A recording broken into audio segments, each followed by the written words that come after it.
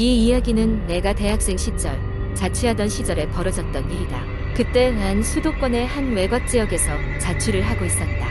낡고 오래된 빌라였지만 학생인 나에게는 경제적으로 부담이 없어서 적당했다.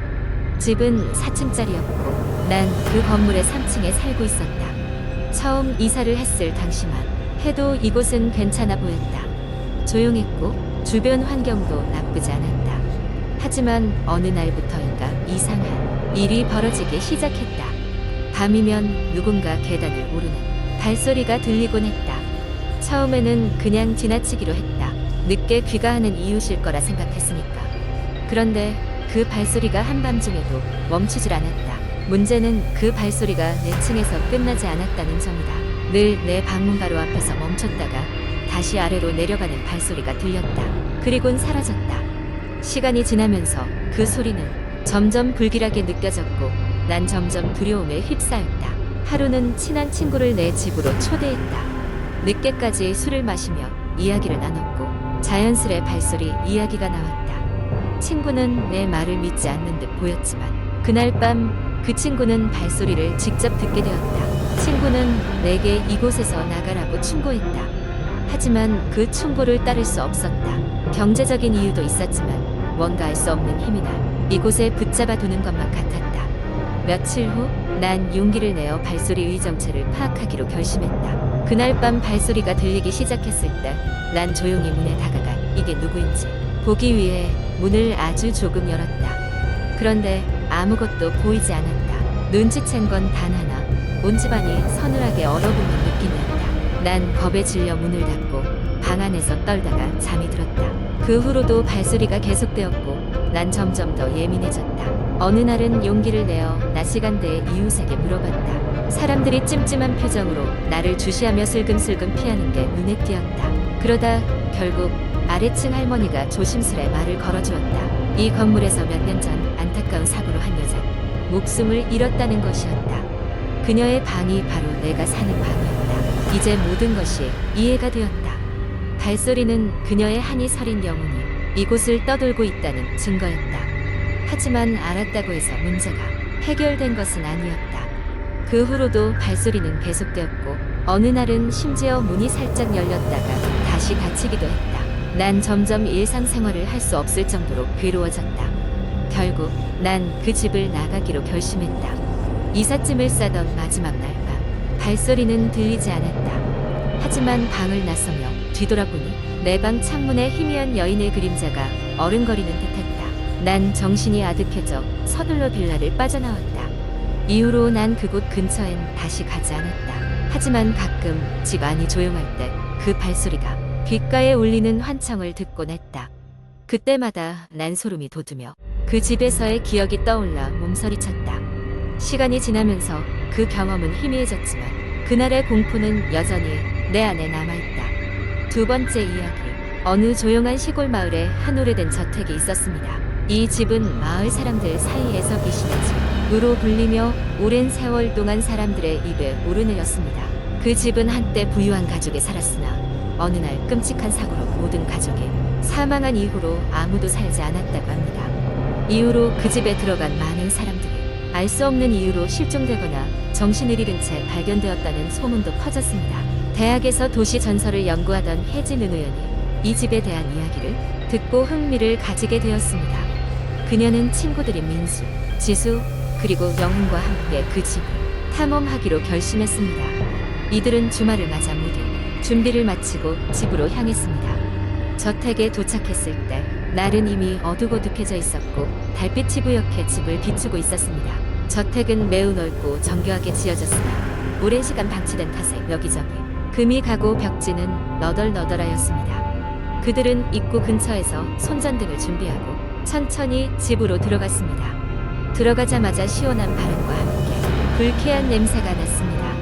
그들은 발걸음을 조심스럽게 옮기며 집안을 탐색하기 시작했습니다. 아무도 없는 줄 알았던 집은 이상하게도 인기척이 느껴지곤 했습니다. 갑자기 위층에서 걸어다니는 소리가 들려왔습니다. 놀란 그들은 서로를 바라보며 멈춰섰지만 결국 원래 목적대로 소리를 따라 올라가기로 했습니다. 계단을 올라갈수록 소리는 점점 더 가까워졌습니다. 소리가 나는 방 앞에 도착했을 때 문이 삐거덕거리며 열리더니 차가운 바람이 이들을 향해 휘몰아쳤습니다. 그 순간 방 안에 있던 낡은 피아노가 스스로 연주하기 시작했고 그 음산한 멜로디는 그들의 심장을 서늘하게 했습니다. 갑자기 창문이 쿵 소리를 내며 닫히고 방이 완전히 어두워졌습니다. 혜진과 친구들은 비명을 지르며 그 방을 빠져나와 복도로 도망쳤습니다. 복도를 달리는 중에 그들은 이상한 그림자들이 벽을 따라 슬금슬금 움직이는 것을 포착했습니다. 마치 살아있는 생명체처럼 벽을 타고 흐르는 그것들은 온 집안을 뒤덮고 있었습니다. 친구들은 공포에 질려 집을 나갈 방법을 찾기 위해 서둘렀습니다.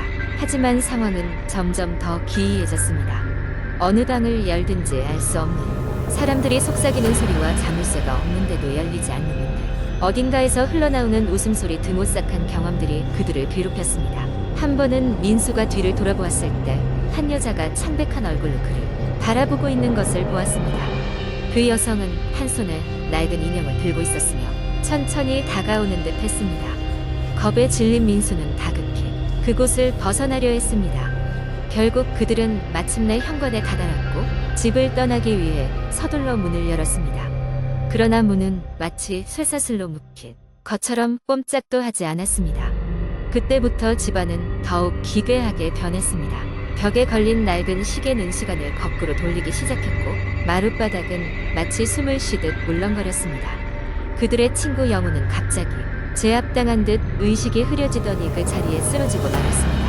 위기 상황에서 혜진은 정신을 다잡고 저택의 비밀을 풀기 위해 함께 가져온 연구 자료를 다시 살펴봤습니다. 그 안에는 이 집에 얽힌 비극적인 역사가 적혀 있었는데 이 집이 지어질 때 한 장인들이 의문의 사고로 목숨을 잃었고 그들의 영혼이 이 집에 갇혀 있다는 내용이었습니다. 죽은 자들의 영혼이 이곳에 머물며 분노와 슬픔을 품고 있었던 것이었습니다. 혜진은 이 영혼들을 해방해야만 이곳을 나갈 수 있음을 직감했습니다. 그녀는 친구들에게 그 사실을 알리고 그들은 함께 방법을 찾기 시작했습니다. 집안 곳곳에 흩어져 있는 물건들, 오래된 사진, 낡은 일기장, 그리고 손상된 공예품 등 이 영혼들과의 연결을 끊을 실마리가 될 수 있었습니다.